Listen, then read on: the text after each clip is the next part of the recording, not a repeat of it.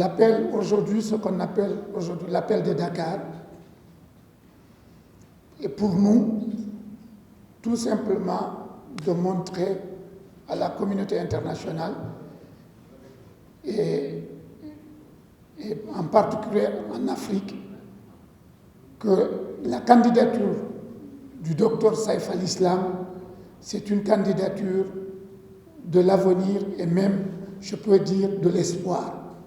C'est de l'histoire. Aujourd'hui, ce qui nous préoccupe, c'est que la Libye aille aux élections, qu'on permet à tous les candidats de conquérir la voix des Libyens par une élection transparente et démocrate. Et nous savons que notre candidat, Saïf al-Islam, a aujourd'hui le soutien des 200 turbus de la Libye. Pour ceux qui peuvent ne pas comprendre les turbus, c'est comme si on vous dit au Sénégal, vous êtes soutenu par Touba, par Tuaoun, par Kaolack, les Niassènes. En Libye aussi, c'est comme ça. Je vais vous faire part aujourd'hui de la petite analyse qui est la mienne sur ce que révèle cette élection et sur la nécessité, effectivement, qu'elle soit inclusive, transparente et qu'elle soit l'expression d'un vrai processus diplomatique. Donc, ces initiatives telles qu'elles sont prises par effectivement un comité de soutien d'un candidat, elles sont malgré tout primordiales pour l'ensemble du processus électoral libyen, puisque la première volonté de tous, je crois, et de M. Diallo en particulier, est que ces élections puissent se passer dans un cadre qui garantisse que la parole des Libyens soit entendue. Un point très rapide sur le débat qui a pu avoir lieu autour notamment des poursuites devant la Cour de pénale internationale, et à savoir si ces poursuites toujours en cours permettaient ou ne permettaient pas à Saïf de pouvoir présenter sa candidature. Je rappelle simplement que la compétence de ce tribunal international n'est que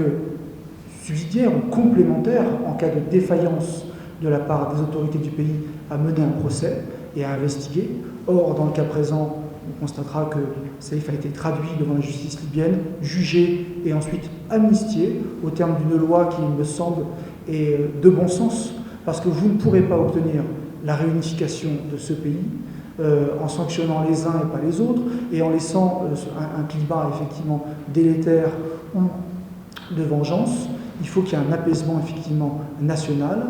et il semble que le candidat qui pourra remporter cette élection devra mettre en œuvre des qualités qui sont celles de la concertation, du dialogue, et ne pourra gouverner que s'il est dans un esprit de gouvernance, d'union, en tout cas, et inclusive de l'ensemble des composantes de la société libyenne. Donc le programme va être annoncé, car la haute commission électorale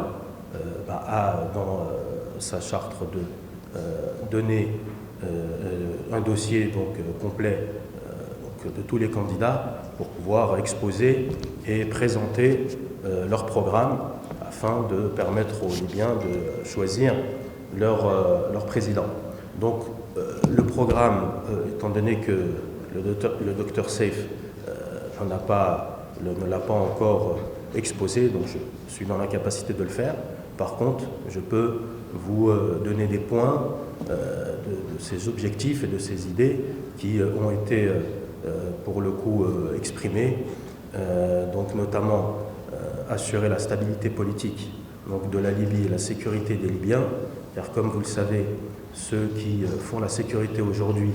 sont les groupes armés, les milices, les fameuses milices, et qui sont sur tout le territoire et qui, depuis 2011, permettent ce statu quo, et donc de ne pas sortir de cette situation. Et avec une prolifération des armes, où les experts parlent d'environ 15 millions d'armes circulant sur le territoire libyen, vous imaginez que pour pouvoir remettre les institutions comme la police, c'est extrêmement compliqué, car il faut que toutes ces armes soient récupérées. Mais on pourra, si vous le voulez, développer ceci dans un second temps. Donc, les objectifs qu'on pourrait dire également, c'est ouvrir ce dialogue national pour rétablir l'unité de la Libye, car comme vous le savez, la Libye a été, le pays a été disloqué. Il y a un risque de partition avec déjà une histoire et une divergence entre la Cyrénaïque et la Tripolitaine, et donc avec l'ingérence des puissances étrangères, comme l'ont souligné Sokaina et Yahya, tout ça n'a fait qu'amplifier et complexifier la situation. Et donc le choix qui a été fait de commencer par des présidentielles et déjà maintenir ou du moins trouver cette unité rapidement avec un dirigeant reconnu et accepté par un processus électoral et donc qui permettra ensuite de passer aux autres étapes, parce que le sujet est très complexe. Moi j'ai mis plusieurs années du moins à comprendre les sensibilités et surtout à essayer de trouver des solutions de sortie de crise. Et donc il faut procéder étape par étape, parce que le pays est trop divisé et les risques de partition sont très grands. C'est-à-dire que le pays, et du moins certaines puissances, ont voulu, ou du moins émettent l'idée de faire une scission